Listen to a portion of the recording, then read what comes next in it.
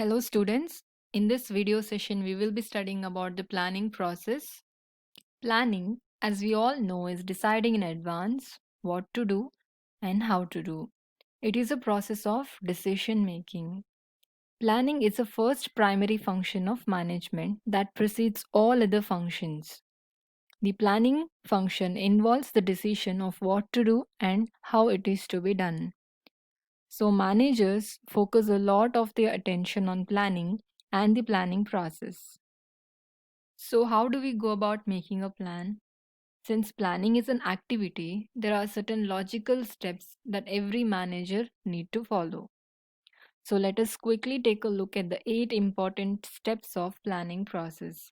First one is setting up of objectives, developing the planning premises, identification of alternative course of action, evaluating the alternative courses of action, selecting the best alternative, implementing the plan, and then following up the action. So, the first step is setting objectives.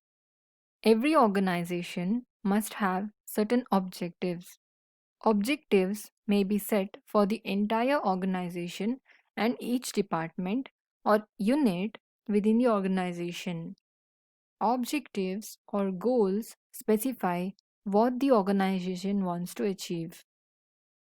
So, the first step under planning process is setting objectives. Here, the objectives are set for the entire organization and for individual department or for the units within the organization. Objectives states what the organization wants to achieve. Now, say for example, the objective of the entire organization is to increase the sales by 20%. Now, how all other departments would work to achieve the organizational goal is the plan drawn or framed. The objectives that are framed should be clear to all the departments, units, and employees working in the organization. Based on the entire organization's philosophy, each and every department or unit need to set their own objectives. At the same time, managers must also contribute their ideas and take part in the process of setting up of objectives and push the employees in the correct direction. If the end result is clearly stated, it becomes easier to work towards it. The second step of planning process is developing premises. That is developing the planning premises. Planning is concerned with the future which is uncertain. Therefore, the manager is required to make certain assumptions about the future. These assumptions are called premises. Assumptions that are base material upon which plans are to be drawn. The base material may be in the form of forecast, existing plans, or any past information about policies. All managers who are involved in planning should be familiar with and using the same assumptions. As we know, developing premises is the second step in the planning process. So, in this step, a manager must make certain assumptions about the future, and these are known as premises. They can be in the form of forecast, existing plans, or any past information about the policies. The assumptions must be same for all who are working in the organization. For example, forecast can be made about demand for a particular product or changes in the policy, changes in the interest rates, changes in the tax rates, etc. So the next step is identifying the alternative courses of action. Once objectives are set, assumptions are made. Then the next step would be to act upon them. There may be many ways to act and achieve the objectives. All the alternative courses of action should be identified. The course of action which may be taken could be either routine or innovative. An innovative course may be adopted by involving more people and sharing their ideas. If the project is important, then more alternatives should be generated and thoroughly discussed among the members of the organization. So, this step involves determining various ways of achieving goals that have been selected depending upon the situation. The selected course of action may be either routine or innovative. By considering all the possible alternatives, it helps to make more effective and satisfying decisions.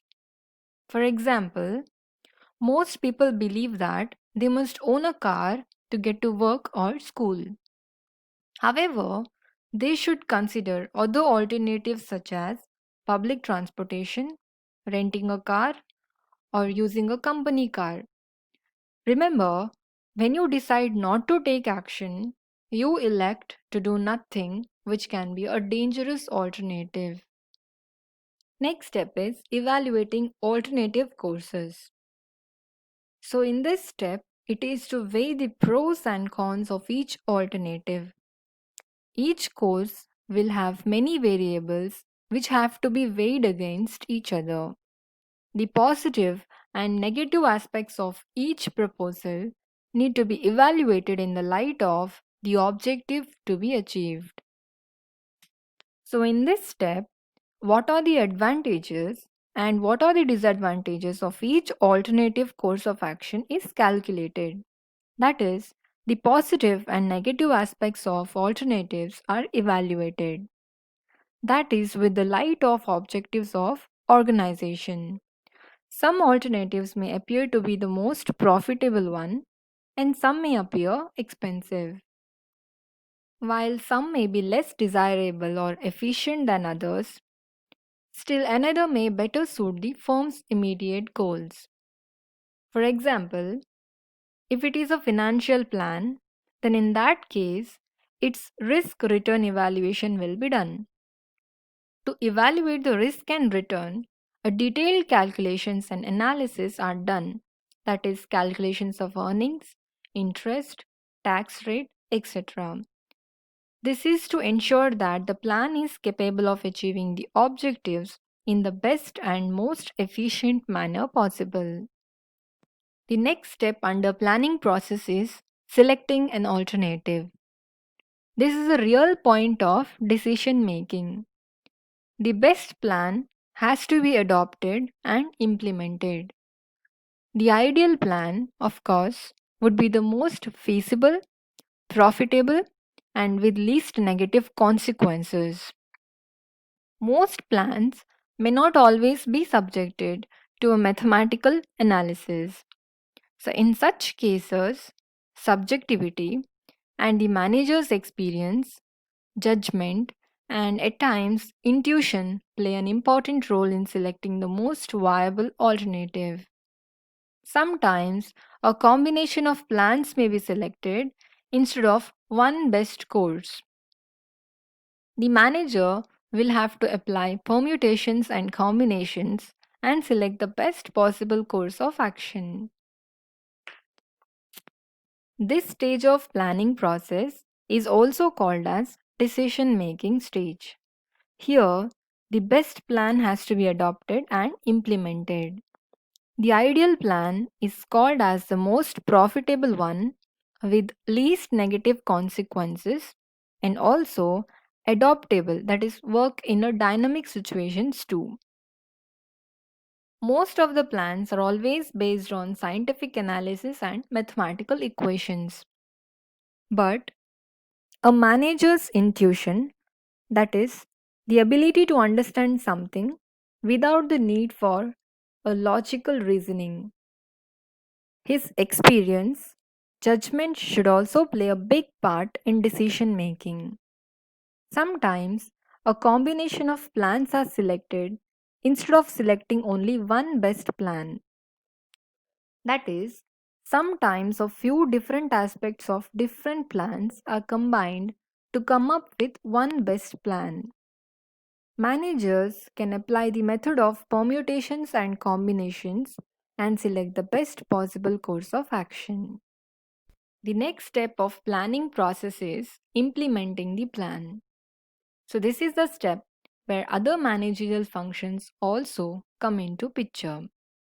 This step is concerned with putting the plan into action, that is, doing what is required. So this means that in this step, all other managerial functions, that is, organizing, staffing, directing, and controlling, come into picture. And these are put into action to achieve the objectives of the organization.